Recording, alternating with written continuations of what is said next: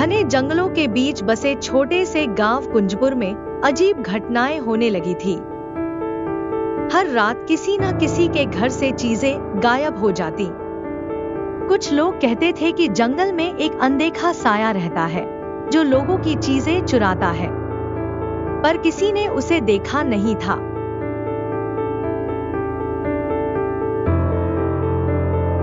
एक रात रघु की बेटी छवि अचानक चिल्ला उठी, पिताजी, खिड़की पर कोई है। रघु तुरंत उठा और खिड़की के पास गया, लेकिन वहां कोई नहीं था। खिड़की खुली हुई थी और हवा के झोंकों से पर्दे लहरा रहे थे। रघु ने सोचा कि शायद छवि को सपना आया होगा। ये कोई पहली बार नहीं हो रहा। गांव में सब अजीब बातें कर रहे हैं, हमें कुछ करना चाहिए। दूसरे दिन गांव के लोग भी अजीब घटनाओं का सामना कर रहे थे। किसी का मटका टूट जाता, किसी का ताला खुला मिलता। सबका शक जंगल की ओर जाता था। रघु ने फैसला किया कि वह इस रहस्य को सुलझाएगा। रघु ने अपने दोस्त महेश से बात की, जो गांव का सबसे बहादुर आदमी माना जाता था। महेश ने रघु से कहा, रघु, ये जंगल कई सालों से रहस्यमयी है।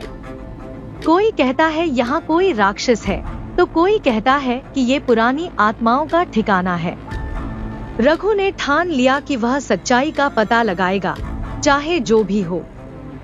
तीसरे रात रघु और महेश ने उस रात जंगल में जाने की योजना बनाई।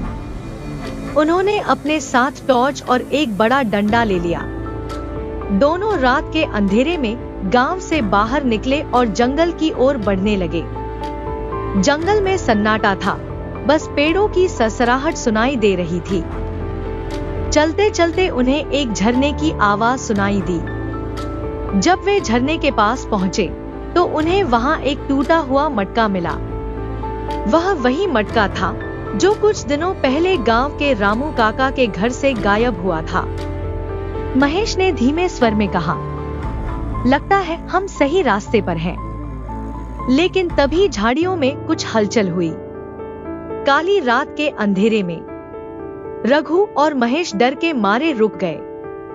उनकी टॉर्च की रोशनी झाड़ियों की ओर घूमी तो वहां से एक कुत्ता भागता हुआ निकला।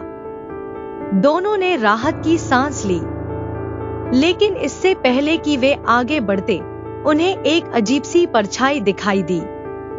वह परछाई इंसान की थी, लेकिन वह इतनी तेजी से झाड़ियों के बीच गायब हो गई कि दोनों कुछ समझ नहीं पाए।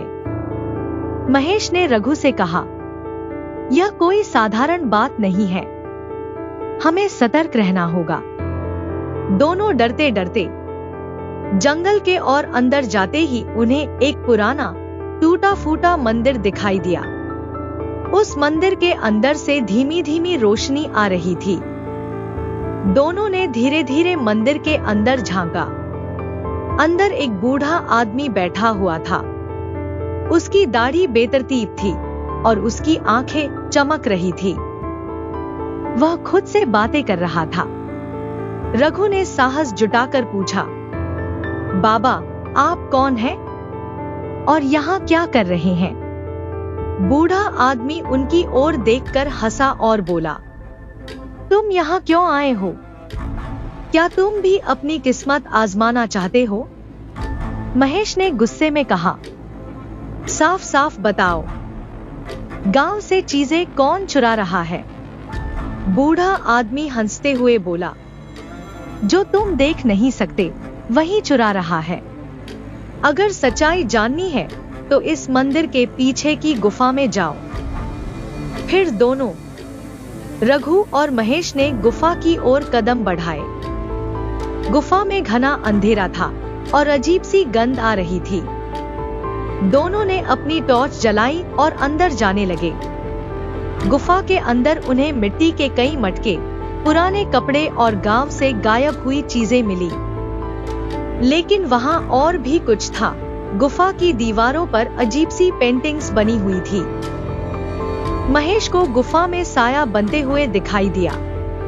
महेश ने धीमे स्वर में कहा, लगता है ये किसी काले जादू की निशानी है। अचानक गुफा के अंदर से एक तेज आवाज आई, कौन है वहां?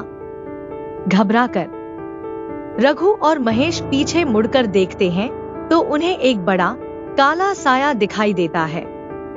वह साया बोलता नहीं, बस धीरे धीरे उनकी ओर बढ़ने लगता है। दोनों के पसीने छूटने लगते हैं। महेश ने डंडा उठाकर साये की ओर फेंका, लेकिन वह साया गायब हो गया।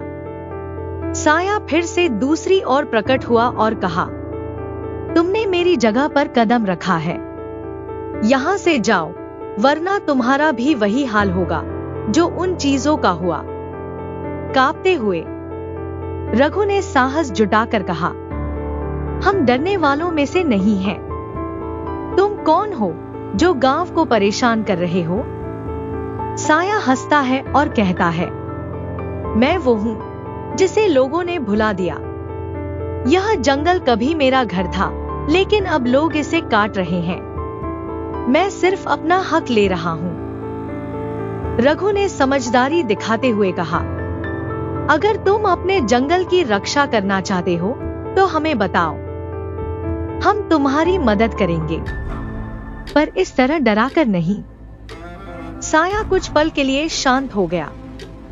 फिर उसने कहा, अगर तुम वादा करो कि गांव के लोग जंगल को नुकसान नहीं पहुंचाएंगे, तो मैं उन्हें परेशान करना बंद कर दूंगा।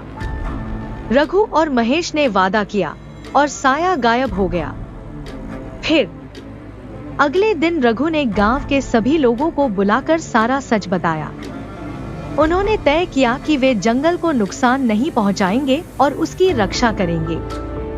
उस दिन के बाद से न तो कोई चीज गायब हुई, न ही किसी ने उस साये को देखा। लेकिन रघु जानता था कि वह साया अब भी जंगल की रक्षा कर रहा है।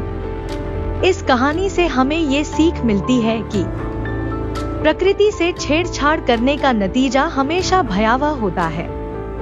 उसे बचाना हमारा कर्तव्य है।